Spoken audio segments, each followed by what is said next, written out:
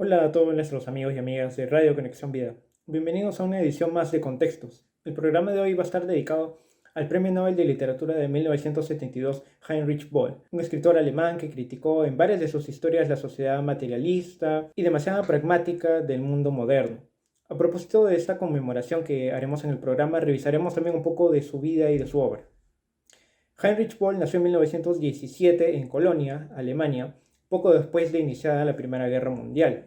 En su niñez creció de la mano de una familia muy católica y creyente y se quedó en su ciudad natal durante todos sus estudios primarios y secundarios, hasta 1937 aproximadamente. Nos ubicamos entonces en los años 30 del siglo XX, la época del ascenso de los grandes y violentos movimientos nacionalistas, sobre todo en Alemania, con la figura de Adolf Hitler.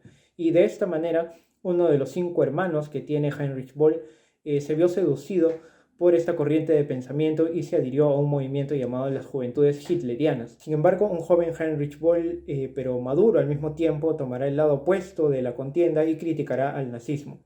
No obstante, esta postura no le impidió en su juventud que sea reclutado por el ejército alemán para combatir ya durante la Segunda Guerra Mundial.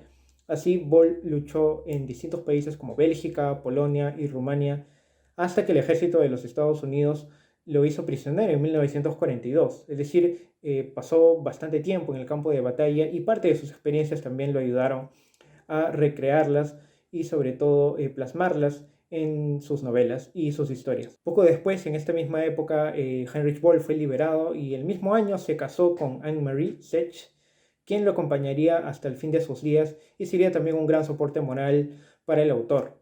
Ahora, algo que es importante destacar es que en su juventud, a los 20 años, Böll estuvo un año trabajando en una librería y este fue de hecho su primer acercamiento e interés por la literatura en general, y lo que le incentivaría después a escribir novelas y cuentos. Así, en los primeros años de su matrimonio, si bien se apartó un poco de la labor literaria que empezaba a ejercer, se dedicó a la carpintería mientras su esposa era quien asumió un rol más de liderazgo y de sostén para la propia familia que poco a poco iba creciendo, ya que Heinrich Böll a lo largo de su vida tuvo 4 hijos. De esta manera, a partir de 1947, ya pasados unos años de acoplamiento con la familia, Heinrich Böll retomará sus inicios literarios y a partir de 1947, como les indicaba, empezó a enviar sus escritos a revistas y periódicos para que sean publicados.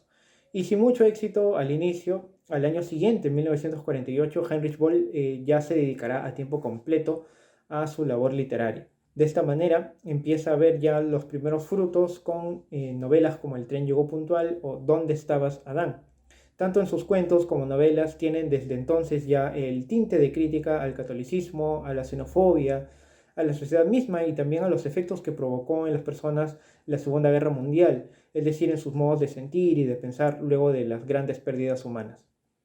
Ya a partir de los años 60 y 70, Böll empezó también a ganar más terreno en el campo político por pronunciamientos a favor de la reconstrucción política y moral también de Alemania tras las dos contiendas mundiales, y luego se manifestó en contra de la persecución a los escritores en países como la ya extinta Unión Soviética o Corea del Sur.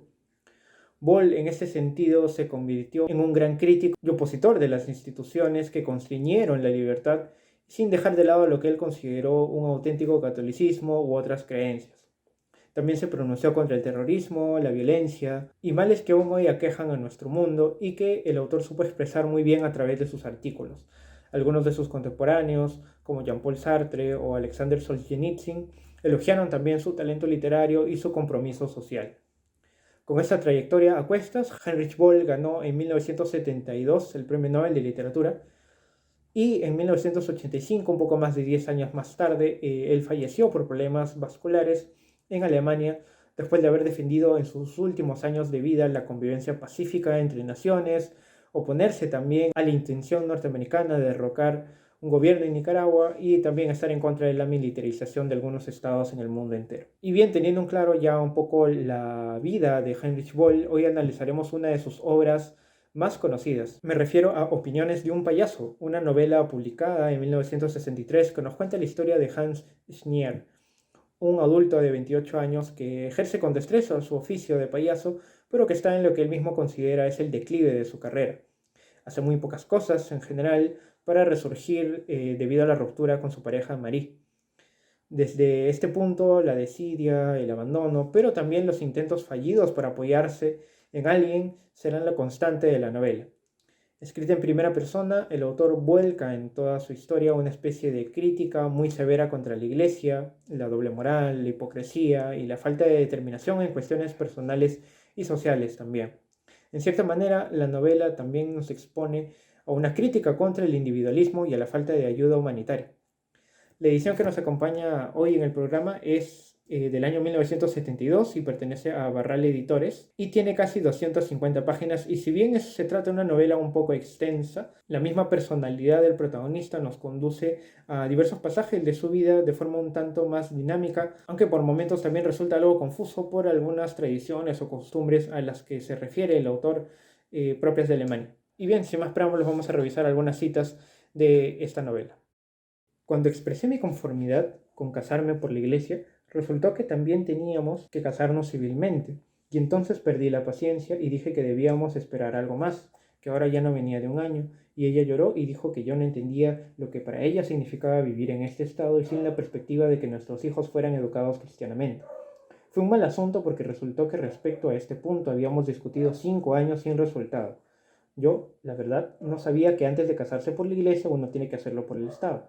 Naturalmente, como persona adulta y como persona masculina totalmente responsable, hubiera tenido que saberlo, pero no lo sabía simplemente de la misma manera como hasta hace poco no sabía que el vino blanco se sirve frío y el tinto caliente. Como es natural, sabía que existe el registro civil y que allí se celebran algunas ceremonias de boda y se expiden documentos, pero creía que eso era para personas no religiosas y para los que, por así decir, querían dar una pequeña alegría al Estado. Al enterarme de que antes de poder casarse en la iglesia había que ir allí, me enfadé de verdad. Y además, cuando María empezó con lo de que tenía que comprometerme por escrito a educar a nuestros hijos dentro del catolicismo, nos peleamos. Me pareció una extorsión y no me gustó nada que María estuviera tan de acuerdo con que se exigiera un pacto por escrito, que mandara a bautizar a los niños y que los educara como le pareciera bien.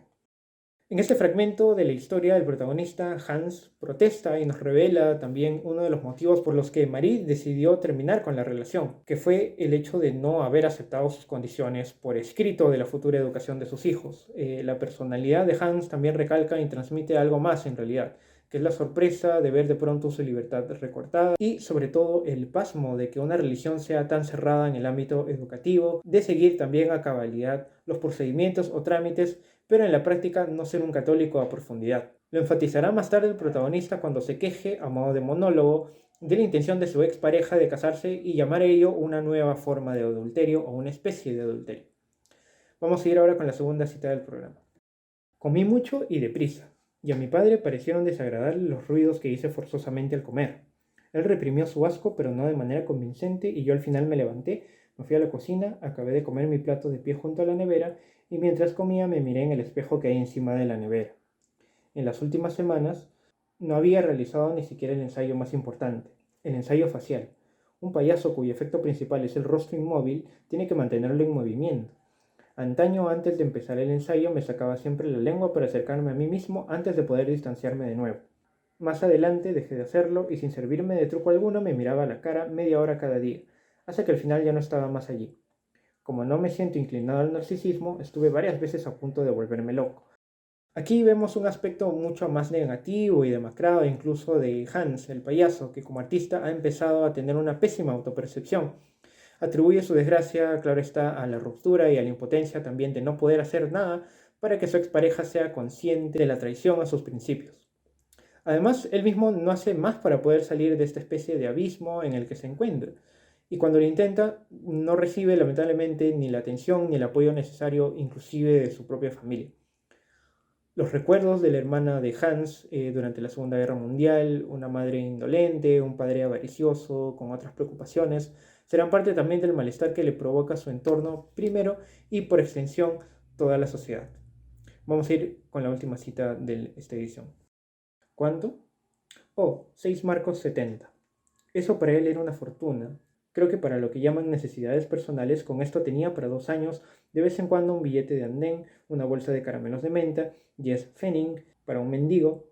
Ni siquiera necesitaba cerillas, y cuando se compraba una caja para poder tenerla a mano para los superiores, a los que tenía que dar fuego, le duraba un año y aunque le llevara encima un año entero, siempre parecía nueva. Naturalmente, de vez en cuando tenía que ir al barbero, pero esto lo sacaba de la cuenta para los estudios que papá le había abierto. Antes a veces gastaba dinero para ir al concierto, pero generalmente mamá le daba sus entradas gratis. A los ricos les regalan muchas más cosas que a los pobres y lo que tienen que comprar en general lo obtienen más barato. Mamá tenía todo un catálogo de mayoristas. Yo lo hubiera creído capaz de conseguir más barato incluso los sellos. 6,70 marcos. Para Leo eso era una cantidad respetable. Para mí en ese momento también, pero probablemente él no sabía que en este momento no tenía ingresos, como decíamos en casa. El fragmento que acabamos de leer probablemente sea el de más carga personal y de preocupaciones sociales que refleja el autor a través de su historia, pues enseguida reflexiona sobre el por qué los que son más ricos tienen más facilidades o mejores accesos que la gente pobre. Su hermano, Leo, el único que puede acceder a prestarle dinero en medio de su desplome económico, es una escena un tanto agridulce, ya que si bien le da este apoyo, que es escaso, no lo da de forma entera, porque lo que más requería en ese momento Hans era su presencia. A modo de conclusión podemos decirles que en la novela no hay mucha sátira ni ironía, o en todo caso lo hay en un menor grado, y lo que podemos encontrar más bien es un ataque frontal y constante, con ciertos tintes de amargura o impotencia, contra la doble moral y las apariencias. Uno de los mensajes secundarios que nos deja la obra también es la importancia del acompañamiento o la presencia familiar en tiempos de crisis, el auxilio necesario de alguna forma en momentos cruciales para el ser humano. Si bien esto nos lo cuenta el autor de forma cotidiana y hasta un tanto cómica por la intolerancia y la ridiculez en las que a veces se sume el protagonista. Yendo mucho más allá, creo que podríamos sintetizar esa historia también en dos grandes temas, la autenticidad y la hipocresía, o al menos lo que el autor considera como hipocresía o faltas a la moral, como un conjunto de preceptos o normas personales que imponen una determinada sociedad o religión. Espero que el programa haya sido de su agrado. Nosotros ya nos reencontraremos en la siguiente edición de Contextos. No olviden seguirnos en nuestras redes sociales de Radio Conexión Vida y también en la página web www.radioconexionvida.pe. Conmigo será hasta la próxima.